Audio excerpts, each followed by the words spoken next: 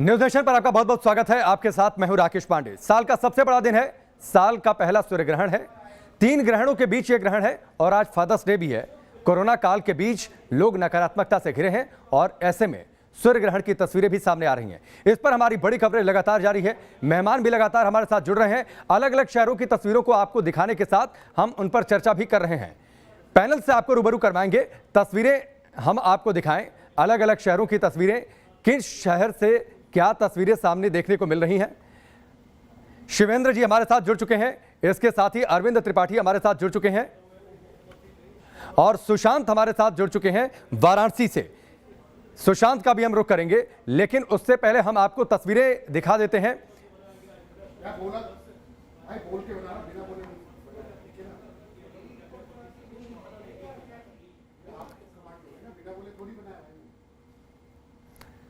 सूर्य ग्रहण की तस्वीरें। ओमान में सूर्य ग्रहण का नजारा कुछ अलग अंदाज में दिखा। धीरे धीरे आप तस्वीरों में देखिए, चंद्रमा सूर्य और पृथ्वी के बीच आता जा रहा है। सूर्य का आकार घटता जा रहा है और धीरे धीरे वलयाकार की स्थिति करीब 11:30 बजे के बाद यानी 11:15 बजे के आसपास से ऐसी स्थिति शुरू होगी जब चंद्रमा धीरे धीरे सूर्य को पूरी तरह से ढकना शुरू कर देगा। करीब 99% तक सूर्य को ढक देगा और कंगन जैसी आकार बन जाएगी।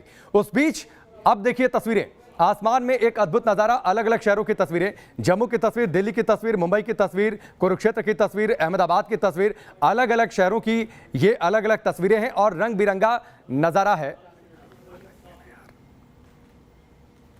और अब ये तस्वीर दुबई की तस्वीर, आप देखिए करीब करीब 90% से ज्यादा यहां पर चंद्रमा ने सूर्य को ढक दिया है। एक कंगन जैसी स्थिति बन गई है, अर्धचंद्राकार जैसी स्थिति बन गई है। ये वलयाकार स्थिति है सूर्य ग्रहण की, इसे कंकड़ाकृति सूर्य ग्रहण भी कहते हैं। और ये नजारा पूरी तरीके से सूर्य अब गायब होता हुआ, चंद्रमा पूरी तरीके से सूर्य और पृथ्वी के बीच में आ चुका है। पूरी तरीके से सूर्य की रोशनी को चंद्रमा ने रोक लिया है पृथ्वी पर आने से।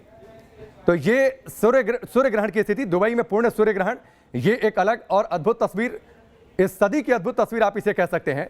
आसमान में अनोखा नजारा भी देखने को मिल रहा है देश के अलग अलग शहरों में।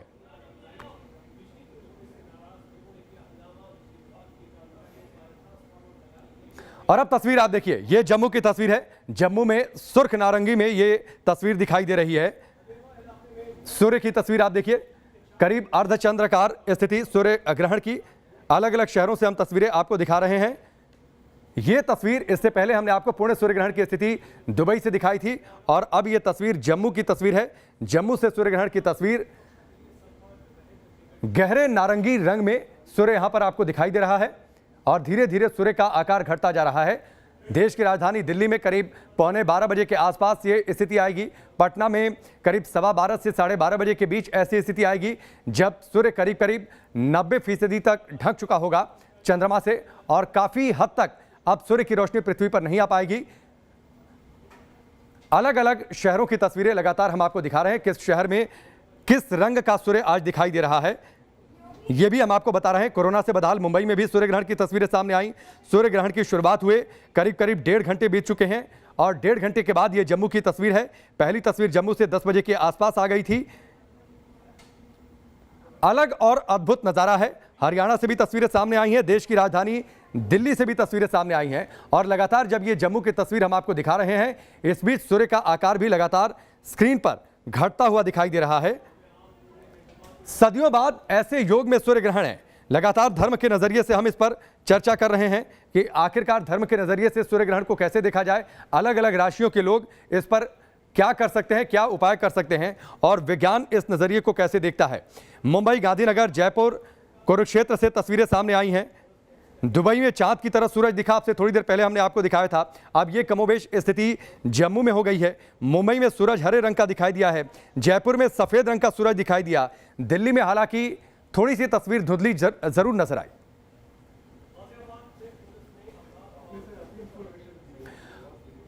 और चलिए मैं पहले वाराणसी का रुख कर लेता हूं।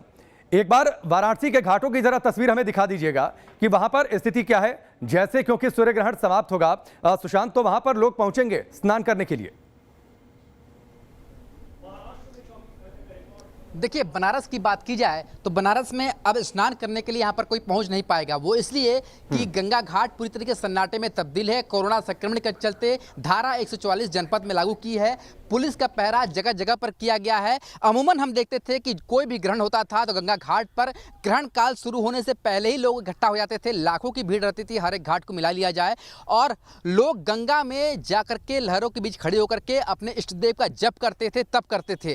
क्योंकि इसके पीछे मान्यता ये है कि सूर्य ग्रहण का या कोई भी ग्रहण का अगर कुछ का फल नकारात्मक हो और इष्ट देव की आराधना की जाए पवित्र नदियों में जाकर के तो उसका फल दोगुने से भी ज़्यादा मिलता है और जो फल का खराब फल होता है वो नहीं मिलता है। पर इस बार ऐसा कुछ नहीं हो रहा है वाराणसी गंगा घाट पर, क्योंकि प्रशासन पूरी तरह सचेत है।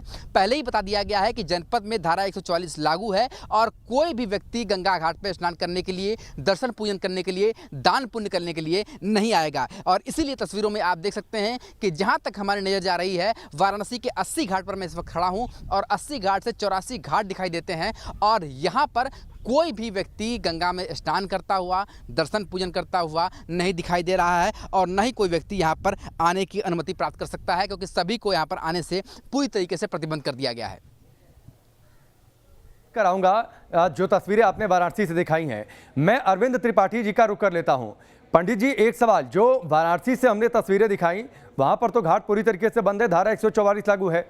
धर्म में मान्यता है कि जैसे सूर्य ग्रहण समाप्त हो जाए, मोक्ष काल की शुरुआत हो जाए, हमें घाट पर जाकर स्नान करना चाहिए। अब घाट पर लोग जा नहीं सकते तो वाराणसी के लोग क्या करें? जी देखिए, कहते हैं कि मन चंगा तो कठौती में गंगा। यदि आपका मन पवित्र है, मन आपका अच्छा है, सोच आपका अच्छा है, तो आप घर में बैठ करके भी आप पूजा कर सकते हैं। उसके लिए गंगा घाट और मंदिर जाने की आवश्यकता नहीं है। खास तौर से ग्रहण काल में मंदिर के कपाट बंद कर दिए जाते हैं और ग्रहण काल में अगर अपने घर पर हैं तो आपके लिए बहुत ही अच्छा है। ग्रहण काल में जो भी आप पूजा पाठ जब तब करते हैं उसकी ये मान्यता है कि आपको कई गुना करके मिलता है। तो ग्रहण काल में आप घर में क्या करें कि अपने राशियों के हिसाब से अगर व्यक्ति जब करे तब करे तो उसके लिए बहुत ही अच्छा होता है। तो ये बहुत बड़ी चीज़ है। और ख़ास तौर से मान लीजिए कि किसी व्यक्ति को उसको ये नहीं पता है कि उसकी राशि क्या है, उसको क्या करना चाहिए, तो आज का दिन रविवार है। रविवार खास तौर से भगवान सूर्य का दिन माना जाता है और आज का दिन अमावस्या के दिन सूर्य ग्रहण लगता है। तो आज आप क्या करें कि सभी प्रकार के जातक जिनको अपनी राशि का ज्ञान है या नहीं है वो अपने घर स्नान करें और स्नान करने के बाद तांबे का लोटा ले लें, एक लाल पुष्प ले लें और लाल चंदन ले लें और चावल को लाल रंग से रंग लें और ओम घृणे सूर्याय नमः इस मंत्र का जप करें। और खास तौर से ओम भूर भुवः स्वः तत्सवितुर्वरेण्यं भर्गो देवस्य धीमहि धियो यो नः प्रचोदयात्। अगर इस मंत्र का 1 माला, 3 माला, 11 माला अगर आप जप करते हैं तो आपके लिए बहुत ही अच्छा रहेगा। और अपने राशियों के हिसाब से आप क्या करें कि लाल वस्तु या लाल रंग का कपड़ा या आप गेहूं क्या करें कि अपने भार के बराबर या 1.25 किलो आपकी जितनी श्रद्धा है, आस्था है, सामर्थ्य के अनुसार अगर आप दान करते हैं तो आपके लिए बहुत ही अच्छा रहेगा। तो ग्रहण काल में कोई भी किया गया कार्य वह कई गुणित होकर के मिलता है। तो आज के दिन जब तब करने का बड़ा विधान है। इसके लिए कोई जरूरी नहीं है कि आप गंगा स्नान करें, आप मंदिर में जाएं। मन चंगा तो कठौती में गंगा। ठीक है, मन चंगा तो कटौती में गंगा की बातचीत होती है। सुरेंद्र जी, मैं आपके पास आऊं, लेकिन उससे पहले आपको बता दें जो तस्वीर इस वक्त आप टेलीविजन स्क्रीन पर देख पा रहे हैं, ये तस्वीर इस हिस्से में ये पटना की तस्वीर है, सीधी पटना की तस्वीरें हैं और वहां पर सूर्य ग्रहण की मौजूदा स्थिति क्या है इन तस्वीरों के जरिए आप देख सकते हैं। हरे रंग का सूर्य यहां पर दिखाई दे रहा है, ये पटना की तस्वीर है। अलग अलग शहरों में अलग अलग रंग का सूर्य, ये एक अद्भुत नजारा आकाश में, अद्भुत नजारा। पटना की यह तस्वीर है, सीधी तस्वीरें पटना से हम आपको दिखा रहे हैं जहां पर हरे रंग का सूर्य दिखाई दे रहा है सूर्य ग्रहण के बाद। हल्के हरे रंग का, इसे आप पत्ती के रंग का हरा भी कह सकते हैं। ये स्थिति है सूर्य ग्रहण की पटना में और धीरे धीरे सूर्य का आकार घटना शुरू हो गया है। और अब से थोड़ी देर पहले पटना साइंस सेंटर से हम जुड़े हुए थे, वहां से जो जानकारी दी गई कि करीब 12:15 से 12:30 बजे के आसपास ऐसी स्थिति होगी जब सूर्य का आकार काफी हद तक घट जाएगा, 70% से ज्यादा घट जाएगा और 98% तक आज सूर्य का आकार घटेगा। सूर्य ग्रहण के दौरान हिंदुस्तान में जो अलग अलग शहरों में सूर्य ग्रहण की स्थिति दिखाई देगी। चलिए अब सीधे मैं पंडित सुरेंद्र जी का रुख कर लेता हूं। सुरेंद्र जी, वाराणसी को लेकर हमने चर्चा कर ली, मोक्ष काल को लेकर भी चर्चा होती है। अब घर में लोग क्या करें, तमाम तरीके की मान्यताएं हैं, दान की मान्यताएं हैं। क्या दान लोगों को करना चाहिए? लोग इस बात में असमंजस में रहते हैं कि क्या दान करें क्या ना करें।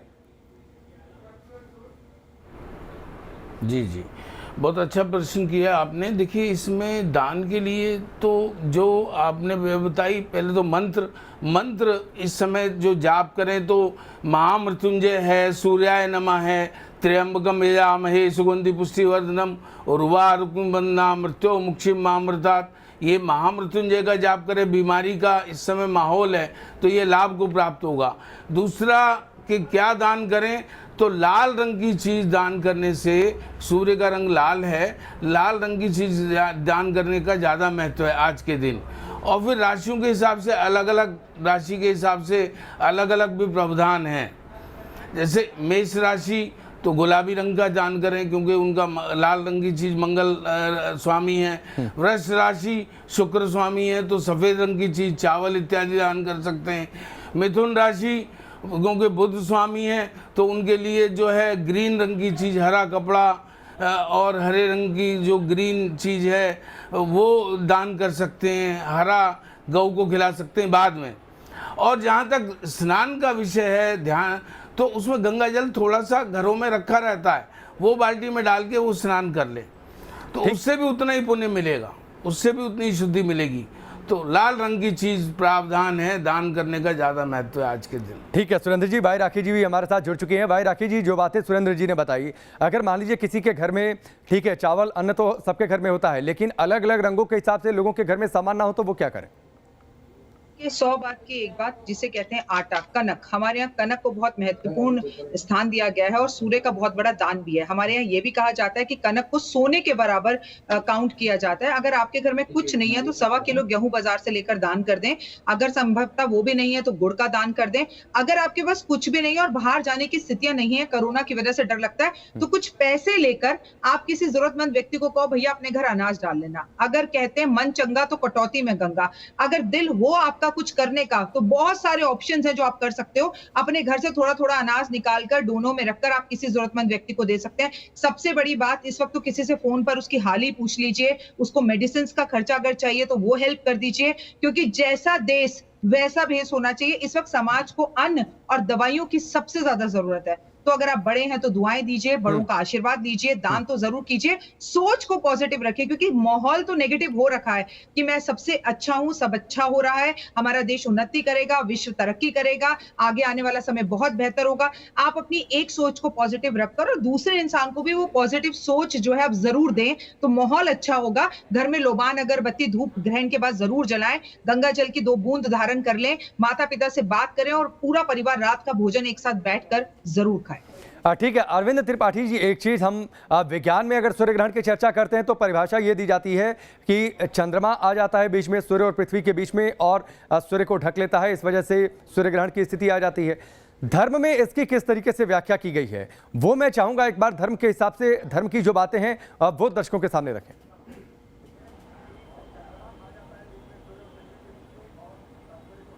देखिए क्या हुआ था कि जब समुद्र मंथन हुआ था तो समुद्र मंथन के समय उसमें अनेक प्रकार के रत्न निकले थे, उसमें अमृत निकला था। तो अमृत, जब अमृत बांटा जा रहा था उसमें सुर थे और असुर थे, देवता भी थे और दानव भी थे। तो उसमें भगवान विष्णु जी सबको बांट रहे थे, तो उसमें छल से राहु नामक राक्षस ने उस अमृत का पान कर लिया था। तो कहते हैं कि तब से वो अमर हो गया। तमर होने के बाद जब पता चला तो उसमें सूर्य देव ने जा करके चुपके से बताया कि राहु ने अमृत पान कर लिया है। तब भगवान विष्णु ने अपने चक्र सुदर्शन से उसका गला काट दिया। तब से राहु अपने सूर्य को शत्रु मानता है, तब से यह सूर्य ग्रहण और चंद्र ग्रहण की प्राविधान माना गया है। और राहु का जो सर वाला पोर्शन है उसको राहु कहते हैं और जो नीचे वाला पोर्शन है उसको टेल को केतु कहते हैं। तब से सूर्य ग्रहण और चंद्र ग्रहण लगता है, धर्मशास्त्रों में इस तरह की मान्यता है। अच्छा, जब ग्रहण काल में क्या करते हैं कि जब भी आपको कोई चीज़ करना है ग्रहण काल में तो आप पूजा पाठ जब तब करते हैं, दान करते हैं, पुण्य करते हैं, तो आपके लिए बहुत अच्छा रहता है। तो ग्रहण काल में अपने मन को पवित्र रखें, मनसा जप करें और ख़ास तौर से ध्यान रखें कि जाने अनजाने में आपसे किसी प्रकार का कोई गलत कार्य ना हो। आप लोगों के लिए सोचिए, लोगों के लिए करिए। और इस समय जो देखिए कि समाज में माहौल बहुत ही नेगेटिव हो गया है, तो नहीं, आप पॉजिटिव वातावरण पैदा करिए, लोगों को उत्साहित करिए, बड़ों का सम्मान करिए, जो व्यक्ति दीन दुखी हैं, परेशान हैं, उनकी मदद करिए, वह सबसे बड़ा दान है। कहते हैं कि दलित नारायण की सेवा ईश्वर की सेवा है। तो आज के दिन अगर आप कोई गरीब व्यक्ति है, नीडी है, जरूरतमंद है, तो आपको ज़्यादा मंदिर या कहीं दान करने की जरूरत नहीं है। आप अपने अगल बगल देख लीजिए कि जिन आप कम से कम 4 परिवार, 6 परिवार, 10 परिवार अपने श्रद्धा के अनुसार, सामर्थ्य के अनुसार अगर है तो उसको आप खाने की व्यवस्था कर दीजिए। अगर कोई बुजुर्ग व्यक्ति है, दवा ने उसकी मेडिसिन की व्यवस्था कर दीजिए, उसकी हेल्प करिए, तो वह सबसे बड़ा दान नहीं महादान के रूप में आता है। तो यह जरूर आज आप करें, आपके लिए बहुत ही अच्छा रहता है। तो कहते हैं धर्म के दृष्टिकोण से अगर आप गुप्त दान करते हैं तो उस दान का महत्व और बढ़ जाता है। तो आज अपने दिल खोल के दान करें। ठीक है सुरेंद्र जी, ये कहा जाता है कि सूर्य ग्रहण के दौरान कुछ खान पान नहीं करना चाहिए, पहले से खाना बनाकर रखा हो उसे भी नहीं खाना चाहिए, जो अनाज घर में रखा हो उसमें कुछ डाल देना चाहिए। इन बातों का क्या मतलब है, इसकी व्याख्या धर्म में कैसे की गई है? हाँ देखिए, मैं आपको बताता हूँ, कुछ अशुद्ध किरणें वहाँ से आती हैं जब कोई ग्रहण पड़ता है, तो सूर्य ग्रहण से, तो वो जो किरणें जो अशुद्ध होती हैं वो हमारी खाद्य पदार्थ को अशुद्ध कर देती हैं। जब खाद्य पदार्थ अशुद्ध हो जाता है उसमें तुलसा जी रखें, अपने फ्रिज में कुछ ऐसा दूध वगैरह इत्यादि वगैरह जो भी है, अनाज है, सब्जियां, उसमें तुलसा जी कुशा रख दें, तो उससे जो है वो उसकी पवित्रता कायम रहेगी और जो अशुद्ध किरणों का उस पर कोई असर नहीं होगा। ऐसा प्रावधान है, ऐसी मान्यता है, ऐसा शास्त्रों में है। तो इस बात का विचार इस बात का जो है ध्यान रखें कि कोई भी खाद्य सामग्री उसमें कुशा या तुलसा के पत्ते डाल दें, जिससे कि उस पर कोई प्रभाव ना हो और उसको पान करने के बाद कोई भी ऐसी बीमारी अपने अंदर ना आ जाए, तो वो शुद्ध रहेगा। ठीक है, तो आप इस सभी प्रकार से ये इसका उपाय है। ठीक है, आप सभी हमारे साथ बने रहिए। यहाँ पर वक्त एक ब्रेक का है, बहुत जल्द वापस लौटते हैं अपने इसी बड़ी कवरेज के साथ।